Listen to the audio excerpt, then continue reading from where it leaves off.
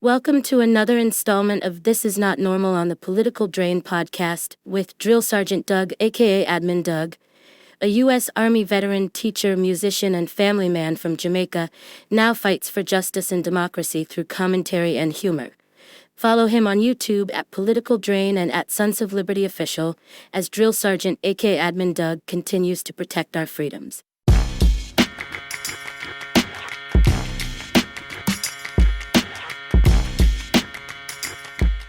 What's up, YouTube?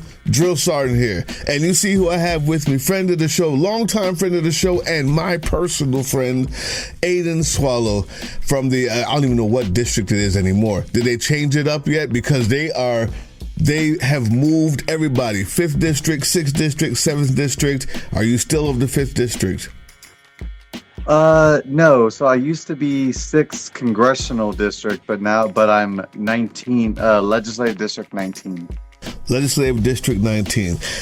And you had to change. If you guys don't know, this is Arizona. You were headed to be 6th Congressional District. And who was that going to replace? I was going to replace, hopefully, Juan Ciscomani. And why did you decide to change?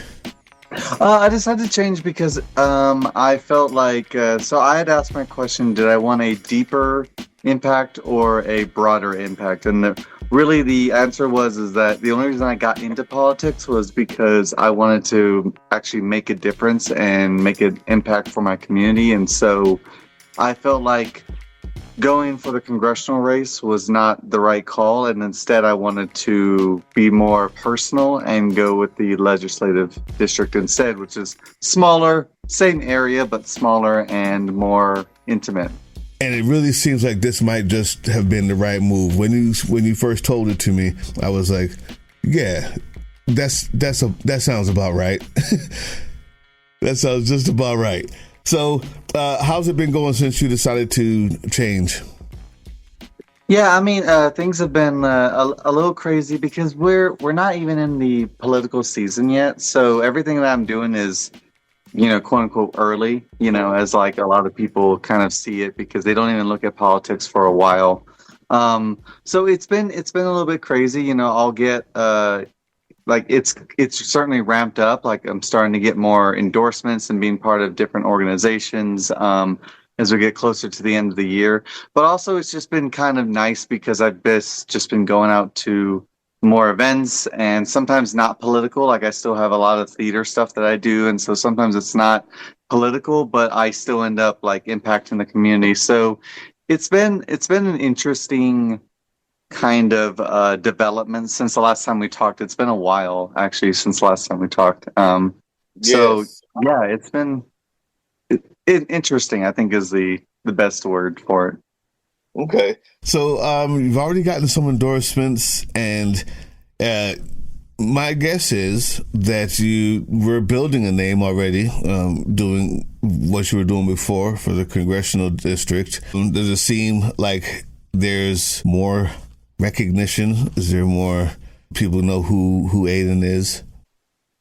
Yeah, the congressional district certainly helped, like running for the congressional candidacy certainly helped because I was able to make some connections with some of the other Democratic parties that I maybe wouldn't have been able to make those connections with had I just started in the legislative district. It only exploded after I changed to a legislative candidate because before people were questioning it because, I'm jumping into politics. I don't know a bunch of rich people, which is kind of what's needed for a congressional candidacy.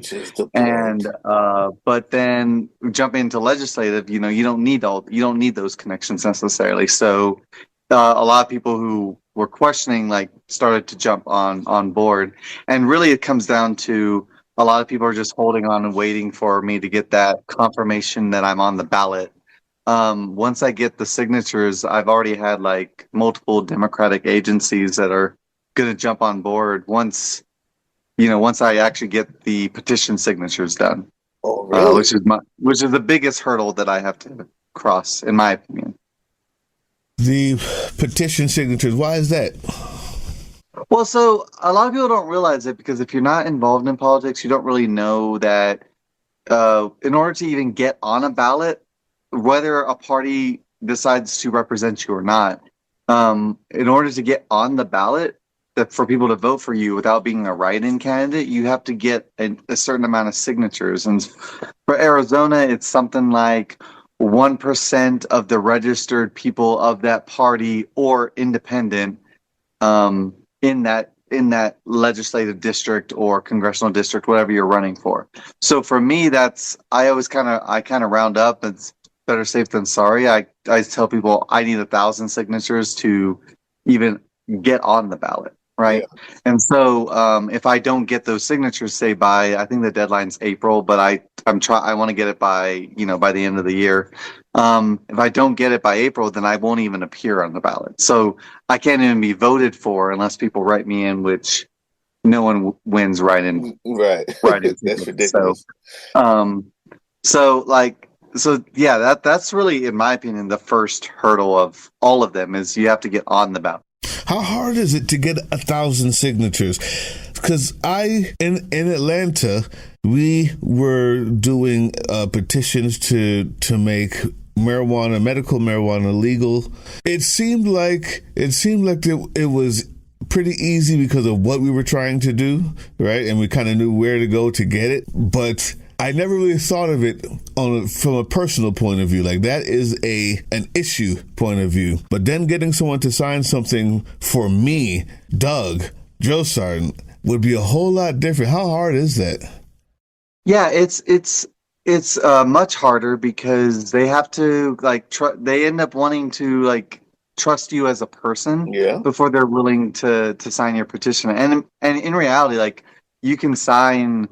I think for legislative district, you can sign 2 or 3 different state representative petitions. It's not just one person that you have to dedicate to. So, but that's the problem is when it's an issue, people automatically identify with the issue and they're like, well, if I agree with the issue, then yeah, of course. Yep. But when it comes to signing for someone in particular, it gets harder because they feel more like they have to be more reserved, or they can't just sign it because all they're doing is just giving me a chance. Mm-hmm. They're not even saying that they're going to vote for me. They could sign my petition and then not vote for me later. But I don't think a lot of people really realize that, and so they feel less inclined to sign it unless you explain that to them, which makes it harder. I get that though, because if somebody says, "Hey, I'm running," me, especially in this climate, my antennas go up and say, "Let's have a conversation. Let me talk to you for a minute before I put my name on here," because we've been burnt so many times, and I mean, we've been burnt. And let's just talk about that.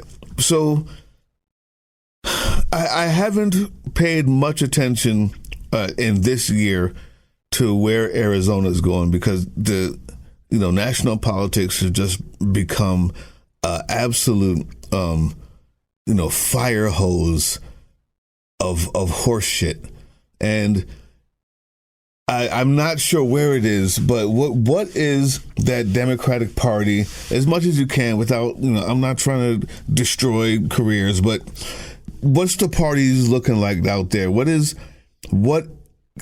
it look like politically out there?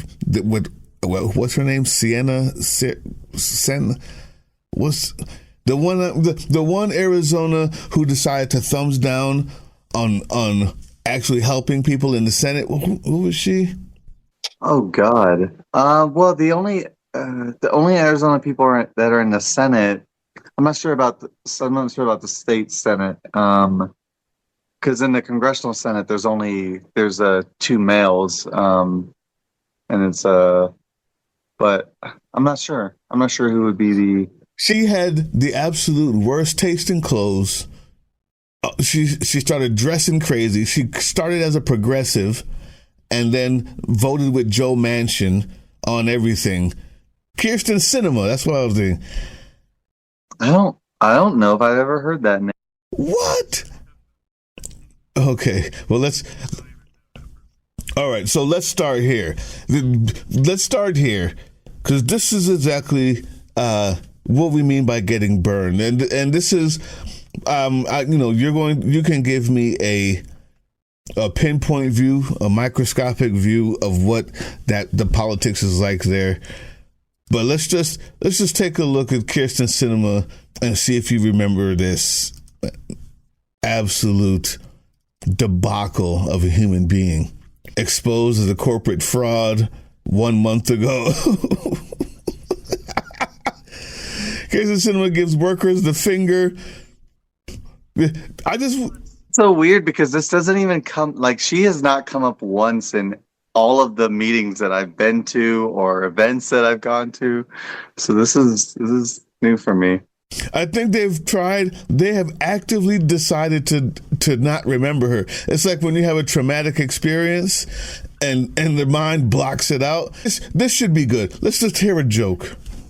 Was the butt of a joke on Saturday Night Live for the second week in a row, with the show's Weekend Update anchors taking aim at Sinema for voting with Senate Republicans to block the changing of the filibuster. Senate Republicans lined up to shake Kyrsten Sinema's hand after she voted against changing the filibuster to pass voting rights. The U.S. Senate, keeping black folks down with a quiet handshake since 1787. Fire.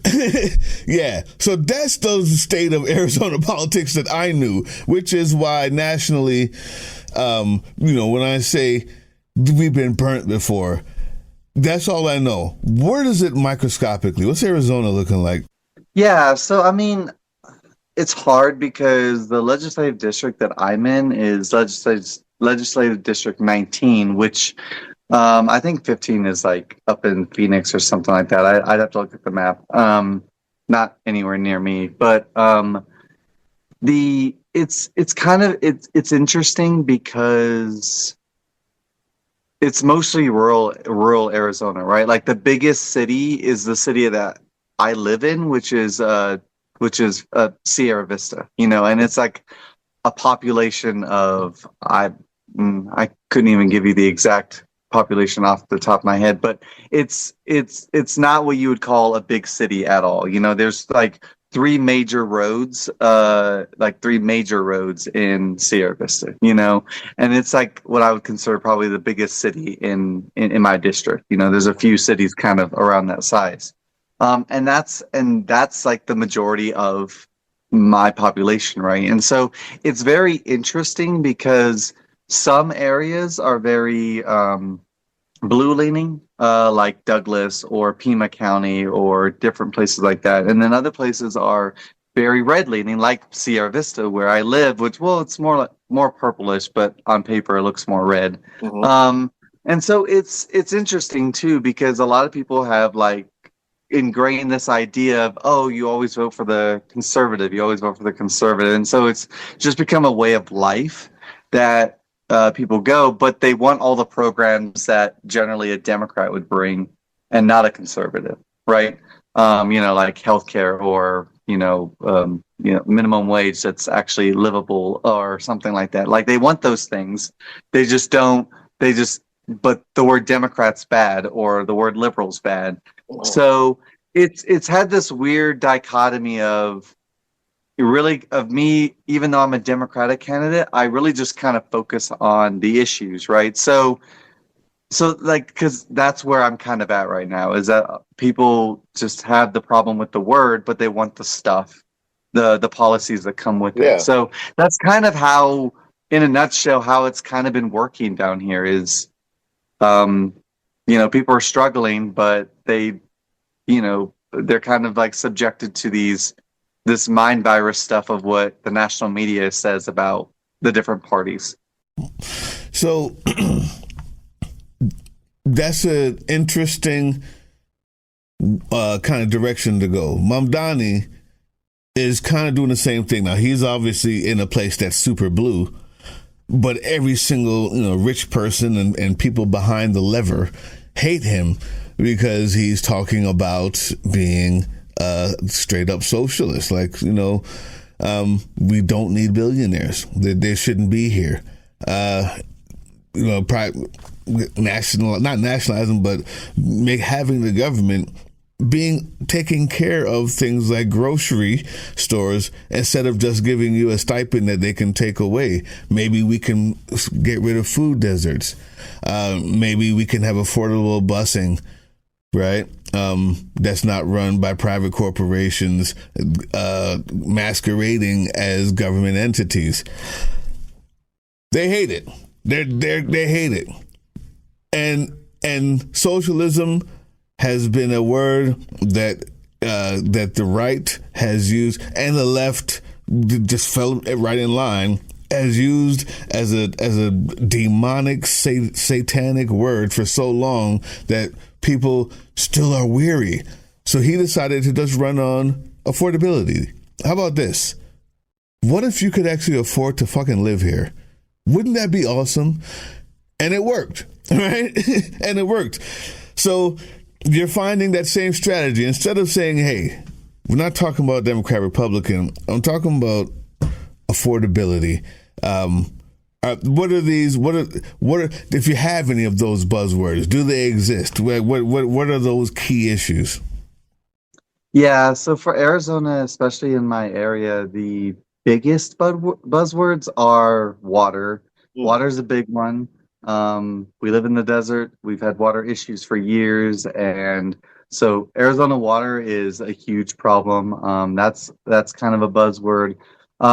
We've seen some cropping up of like aluminum plants in different areas, and so that's a little bit of a buzzword, but it's a little bit less. The hospitals, that's the other big one. The hospitals and the healthcare is the other probably really big buzzword, is because we're looking at hospitals potentially closing. Starting November 1st, people lost SNAP benefits across the country, I believe. I know for sure in Arizona. Yeah, all over the country.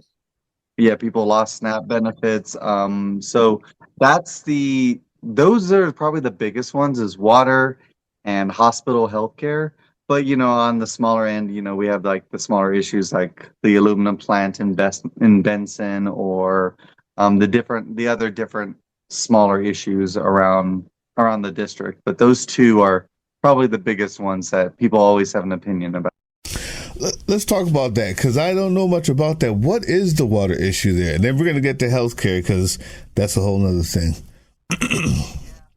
I mean, the water issue is it's been going on for a long time, and part of the issue is that we've had representatives who have been there literally decades. They'll go from the Senate to the state representative, to the Senate, back to the state representative, and they'll just do this bouncing thing, because we have term limits on those individual seats, but not term limits on if you take a break, can you come back to the seat, right? Oh, wow. So they just bounce back and forth. And so we've had the same people putting in these legislative, I just lost the word, bills, there we go, legislative bills that eventually just kind of pile up and work against the working class and kind of just help out the corporations.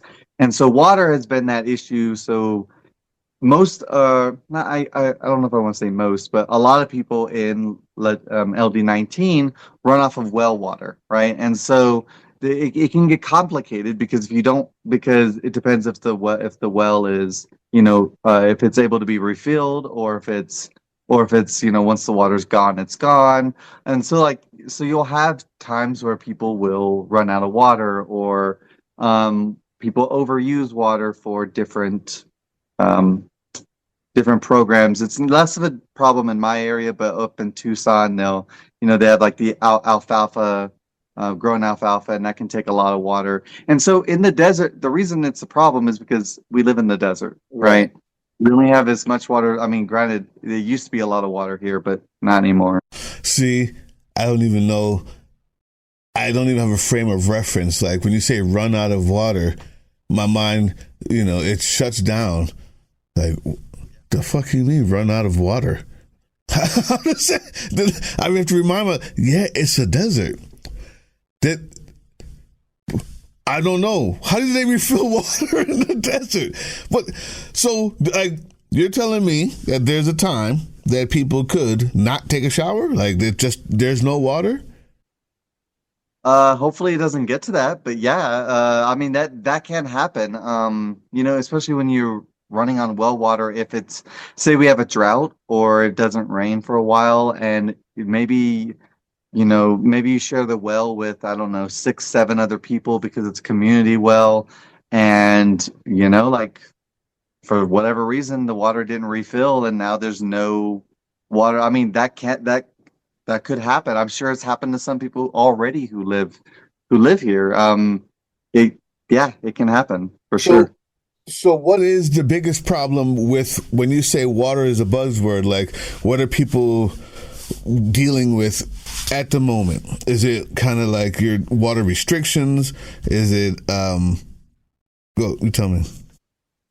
No, so it's not that there's water restrictions. As far as I know, there's not really much restrictions in terms of how much water you can or can't use. The problem is that in some places, corporations will use the water for corporate use as opposed to it being strictly personal use. In fact, in Benson, we see that problem as they're building an aluminum plant, and they're worried that that's going to drain the San Pedro River, which is a protected river, but it's not protected in that area. It's only protected in a certain patch of land that's not there.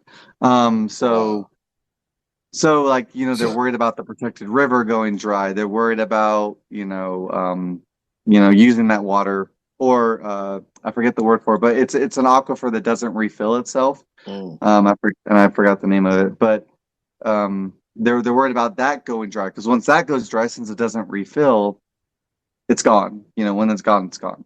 So those are kind of the issues that people are looking at right now. Wow. And yeah, I can imagine that living in a desert, that thing is always front of mind. The corporations coming in talking about using water, everybody's antennas goes up like, what? How much? What do you mean? Okay. It does. But they've been able to get away with it forever. And it's only become an issue now, but it's already been too late. Like we've been in a water crisis for decades. But now it's like it's getting to the point where even bigger crisis. Put that way. And then you say protected river, which to me is absolutely nonsense if there's a part of it that's not protected, because it's one river. So if you take all the part, you can't take all the part of a river. It's going to flow to the protected part at some point, right? Or it's not going to get there. So that's ridiculous. But protected, I'm assuming, is it, and it's Arizona, is native population in your district at all? Yeah, there's less of a native population. I mean, it's Cochise County. It's named after literally a tribe, like the leader of a tribe. I mean, Cochise, right? So there is definitely a native population. I don't know, from what I've lived here for a while. From what I've seen, it's less of a native population in here specifically than there is in other districts, but there certainly is a prominent native population here. Any reservations? Yeah, there is. Not so much in Cochise County directly, but in some of the other neighboring counties that are still part of LD19, there is, yeah. Okay, so what's your position then on, and I can guess what it is, but I'd like you to elaborate. The idea of the way that we're treating native land, the way that we're treating all land, the earth. When you say protected rivers, like in California, they were trying their hardest. Corporations were to get rid of places that were supposed to be protected for fishing, right, or for hunting, or for things that Native people have once again been fighting for the 400 years, to keep their own. and corporations have been dumping. I would even bet that if there's an aluminum mine going up, there's more than likely a reservation close by, because they seem to only love to mine and destroy wherever those reservations are. What's your position on that? What do you know about that? What would you like to see done about that if you were in office? Yeah, so there's been a couple problems already when it comes to them kind of destroying either native religious sites or native sacred sites, or destroying like national, or not national, like more like wildlife areas. Like, for example, the San Pedro River needs to be protected. There's been some problems like that in the past, and for the most part, I'd say that Arizona's done a pretty good job at like not destroying all of those. Really? But it is a problem, right? It is a problem because even in this last congressional race, not in LD19 anymore, but in another part of the state, there was talk about mining and destroying some of those sacred areas that the native culture uses or respects, right? So so it certainly is a problem. I'd say it's an ongoing issue pretty regularly. But my stance on it is I don't want to see those places destroyed. Like, we only have one Earth, right? And once these places are destroyed, like, you can't just bring them back, you know? And I don't want to destroy them for some company's greed or something. Like, no, they can go somewhere else. There's plenty of places for them to go. They don't need to go there. Yeah. So that's just my stance. The problem with that, though, is that you'll have places like Safford, for example, or I forget the name of the city, but it's north of Safford. It's like towards the northern end of my district.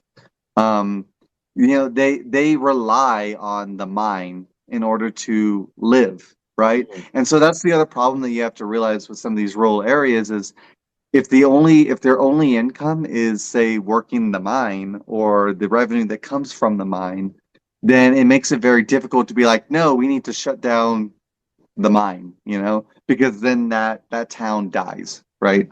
So that is also a problem, because you have to manage that, right? You can't, if you shut down that thing for, say, environmental purposes, but then the entire town dies because people can't live there anymore, well, then that's also not good, right? So you have to be able to balance what is actually necessary for the population to survive there, and what is just corporate greed, or what is, or what needs to be preserved because of whatever reason, be it sacred or environmental or whatever.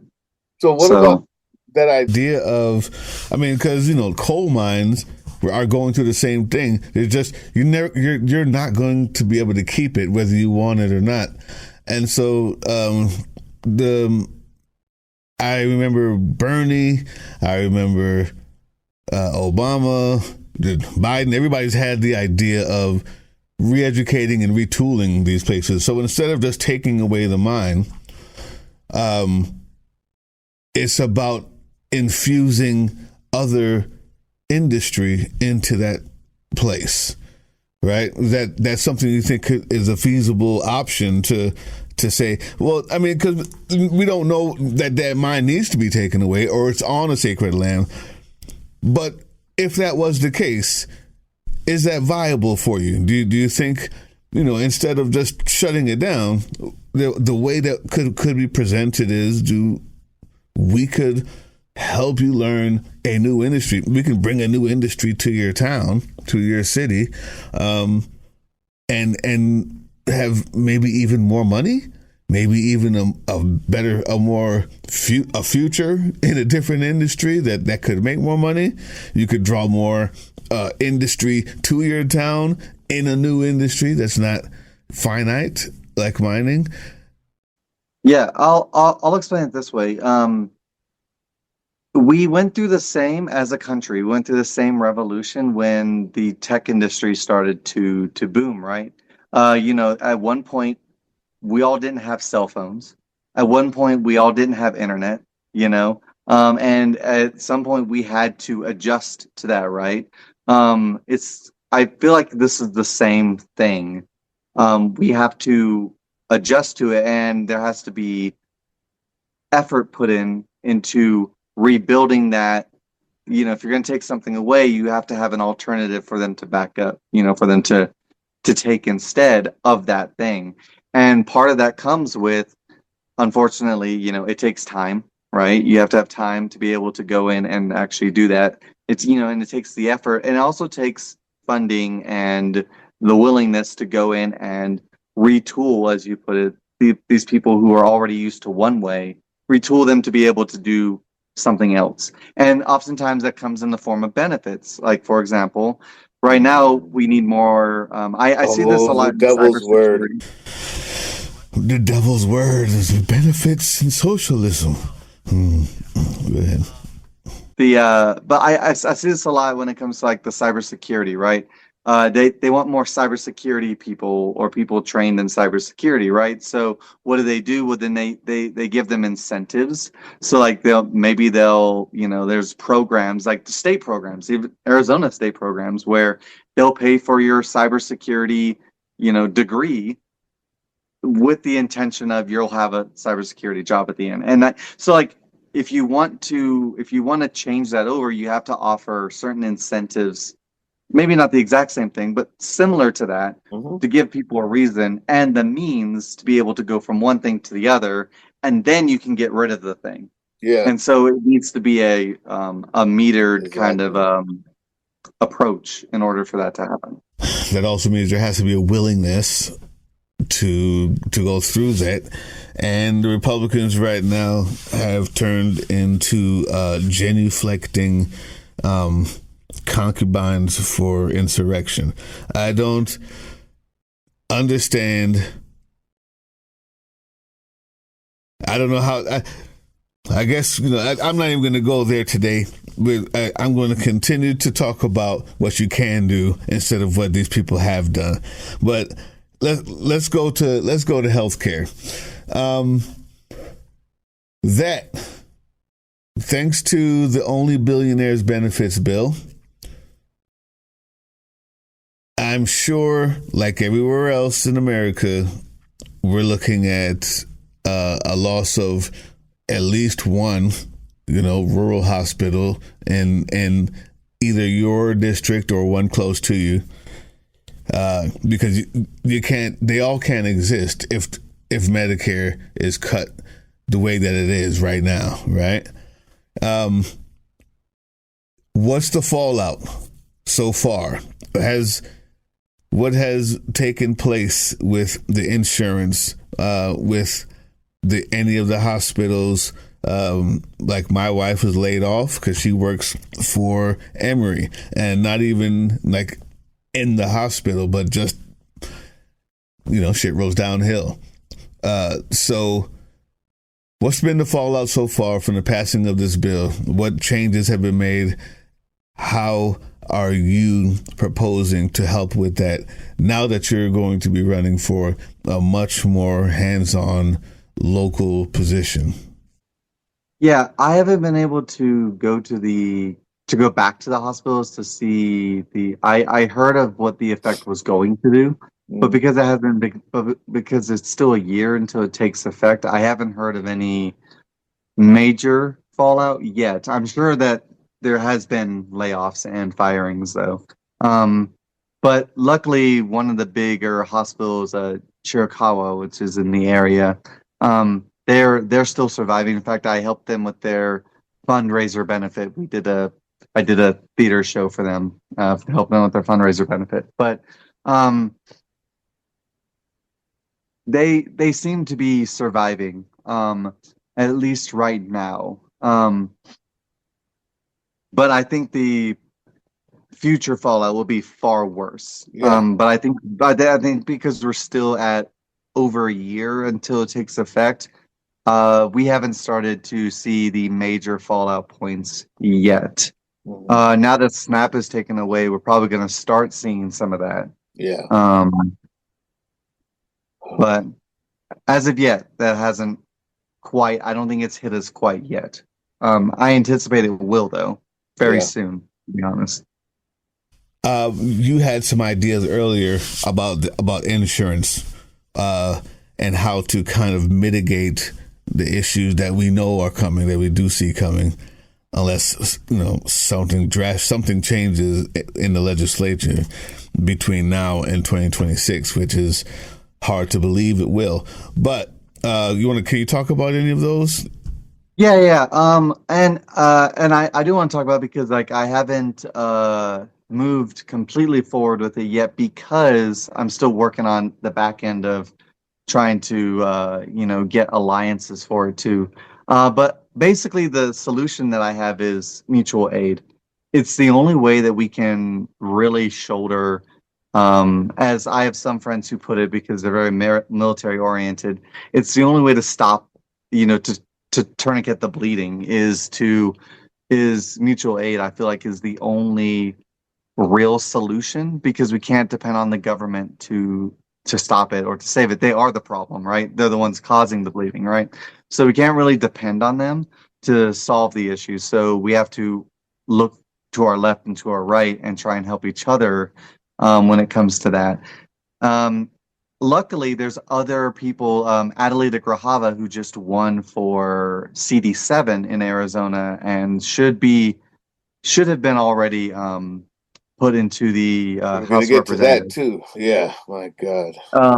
She said a very similar thing. We talk occasionally, and she said a very similar thing when I went to her event right before she got confirmed. That she wanted to look into that as well. And so this might be a much bigger thing that maybe I end up partnering with the whole state to try and do like what I envisioned in the first place, a statewide kind of mutual aid benefit. And so I think that it's gonna blow up here soon. I have still some meetings to have with some of the hospitals to see how they want to handle that. But I think it's going to end up being a partnership that requires a mutual aid of programs that help people maintain or obtain healthcare when it inevitably is taken away in a year. So how would it work? Explain it a little bit for the people, because I know we've talked about it before. So I know where it's going, but to someone who's never heard it before, what would that look like? Yeah. So how I envision it is, it's not an insurance like the mutual aid I envision. It's not insurance. It's not something that needs to be negotiated with hospitals. It's basically almost a nonprofit where you have medical bills.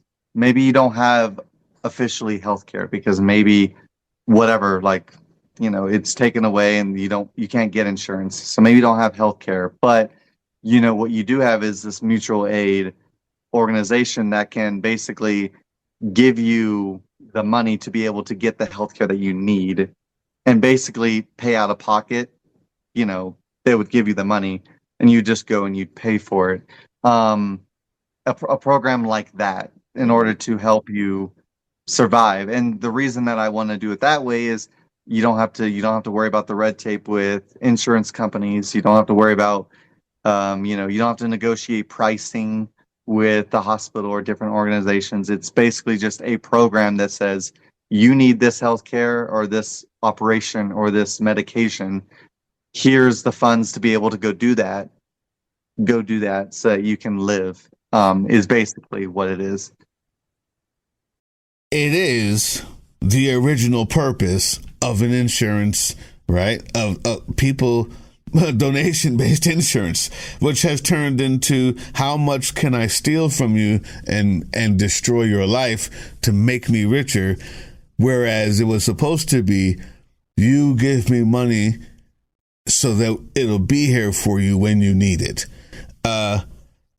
And without a profit motivation, I believe it can be that way again. This is why I love that idea. I think that a model like that should destroy insurance companies everywhere. It just should, because that's how Social Security works. That's how the bank is supposed to work. It's not saying that people shouldn't get paid who work in this, because if it gets bigger and bigger, somebody needs to pay for the paper and the check, right? And the pens and the phone line and the individuals who work there who also have to live. But it shouldn't be profit motivated. It should be help motivated, nonprofit organization. I love the idea. I told you before, I'm in it in any way possible that I can be to help with something like that. And I hope that idea spreads. What do you think about MAGA Moses Grinder Mike Johnson holding out on swearing in an elected Congress member just so he can protect pedophiles? That's how I'm framing it. If you think it's different, you let me know. No, that's exactly. I mean, that is what it is. He's protecting a known pedophile. That's who Donald Trump is. He is a known pedophile. I don't care how MAGA wants to spin it. They're protecting pedophiles. I mean, I'm not really surprised, and I shouldn't even be saying that sentence. I should be surprised. Yeah. I'm just not, though. Like I'm not old, but I'm old enough to know to be able to have seen this all happen and to see like how we got here. So it's just not surprising to me. It's why I'm in politics. So because I'm tired of it, right? So like none of this surprises me. You know, it's these false Christian people who want to go and claim whatever they want, but they're just hypocrites at the end of the day. I mean, that's what MAGA is. That's what Mike Johnson is. And that's what anybody who falls in line with them. They're just hypocrites and they don't care. And it's just what it is. Sometimes you got to call a spade, and that's what it is. Absolutely disgusting, man. I don't know what we're going to do about that, because when I found out, because I'm doing my research, I'm like, how can we change this? Is this legal? And I look and I realize that it actually is. There's no time limit. There's no rule that says when you have to swear someone in after being elected. I think that this moment, despite its obvious, disgust, that we see, it is doing one thing, and that's showing us the immense amount of blind spots and just not things that we ever thought about, that we just took for granted and trusted would always be there. Not having a time that you have to sign somebody in after getting elected is absolutely insane. It's absolutely insane. Because in a worst case scenario, at what point could you just not sign anybody in if you didn't want to and not get it? I mean, because there's no law. Yeah, it's weird because, on one end, like they never anticipated this would be a problem, so they didn't like pre-plan for it. And on the other end, it's people finding loopholes. And so it's just, it's one of those things where it's like you can't plan for everything, but at the same point, like it just shows the depravity and the evilness. Yeah. Because they're using a loophole that is obviously not intended to be used that way, but they're doing it to weasel their way into an agenda that they want, as opposed to an agenda that the people want or that the people need. Put it this way. They're using loopholes that even slaveholders thought nobody would be mean enough to do. Right? this is where we are. Like, no president is going to actually do this. No, if the Speaker of the House wouldn't. We're not even going to think about that because we're all here to serve at some point, right? They're literally finding things to use that weren't written because even people who held slaves and did bad things all day long never thought that they would have to think about somebody being this bad. And there they go. Yeah. So much for that. Speaking of wannabe fake ass Christians, JD Vance and what's her name? Mrs. Kirk. You know they fucking, right? Oh, are they? Yeah. No, I'll be honest. Ever since the Charlie, I'm not even gonna. Ever since the Charlie Kirk stuff, I've just been like, I don't care. I don't care.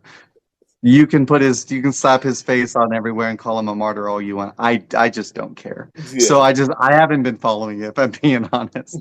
All right. So I'm joking.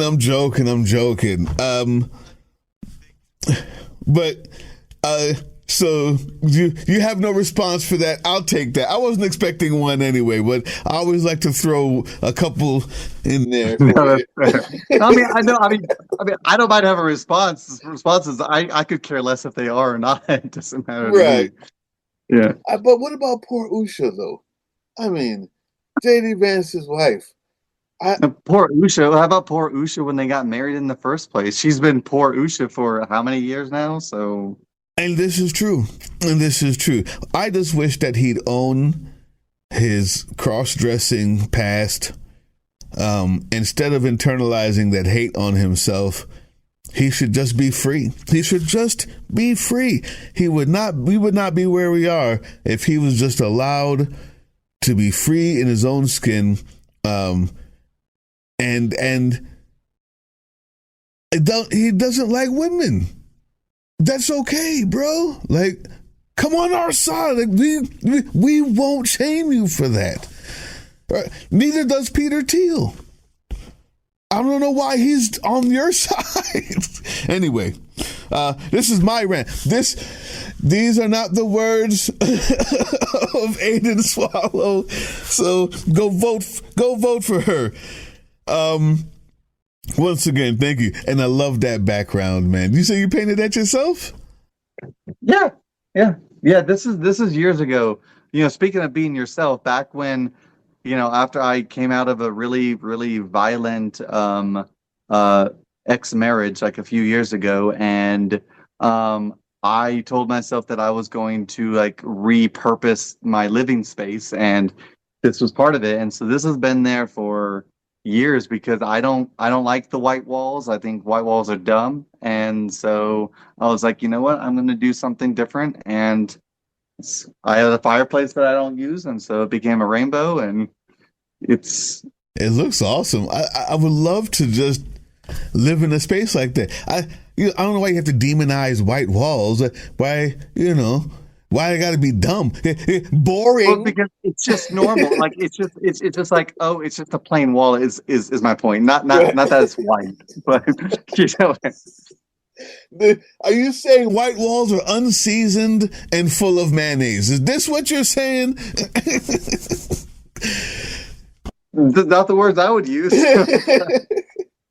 Oh, I love it. I love you, my friend. This is awesome. I'm glad we got to reconnect. I'm glad we got to do this. Anything that you would like to say? Anything you got going on that I didn't know? I did not do my normal research for this. I just wanted to speak to an old friend, or a new friend, actually. But it's just been a while. Yeah, it has been a while. No, nothing too bad. Today's election night, so I'm going to be in Tucson for most of the night following this interview. I have some other appointments. I have to go to a medical appointment here in like 5 minutes. Nothing.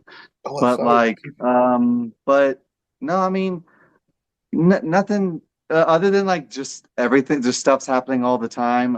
I just finished a theater show. I'm in another theater show coming up in like a month and a half. So, just doing stuff constantly. And I'd say the biggest thing though is if you live in Arizona, sign my petition. Go to my website aswallowforaz.com and sign my petition because I need 1,000 signatures before hopefully the next year. So let's do that, guys. Let's do that. If you live in Arizona, go to aidenswallow.com. aswallowforaz.com. aswallowforaz.com. And we're spelling out 4 or the number 4. I'll put it. Send it. FOR. I'm going to put it. It's going to be down there. If you live in Arizona, I know I have a few people out there on the West Coast. I have a lot of people that seem to be in California and in Washington area. So I know there's some of you out there on the West Coast. If you guys live in Arizona, go sign this petition. We need this woman in Congress and their state Congress for obvious reasons, mainly because she's not going to keep the walls white there. If you catch my drift. I love it. I love it. Thank you so much. And send me the bills, your play bills, so that I can put them up somewhere. People will see it here and maybe go watch you act. Do you sing too? Are you dancing and singing too? I do. I just finished a musical where I tap danced and sang, and I'm in a play next, Miracle on 34th Street. So that's the play I'm in next. So come on, yeah, send them. Send me pictures, PDFs. All right, have a good one, and thank you so much. Yeah, thank you. Hey, yeah, you.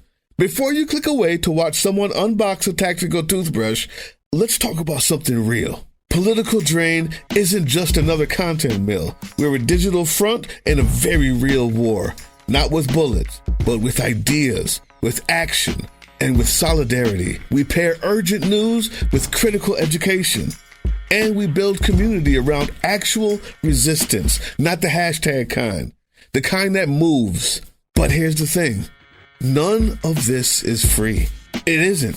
Behind every video is time, labor, research, and some weird guy asking if we're going to pay the hosting bill. And yeah, some of that money goes to things we can't necessarily say out loud.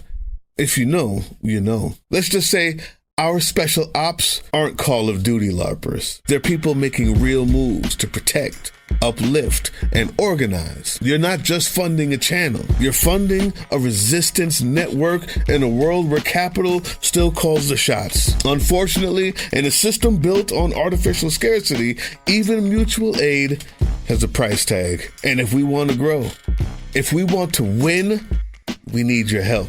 We need your help. So if you've got even a few bucks to spare, toss it our way. It's not for ads. It's not for merch drops, but for people making moves in the shadows so others can do it in the light. It's just us and you.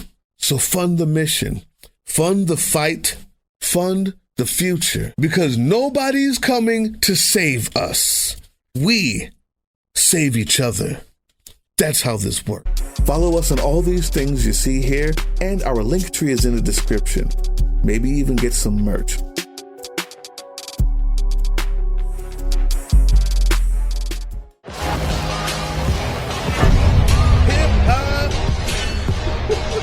That was the Political Drain podcast, which can be heard on www.groovechillradio.com/political-drain and can be viewed on the Political Drain YouTube channel anytime. Once again, thank you for listening to Groove Chill as we resist fascism in any form, pursue democracy, peace, and love.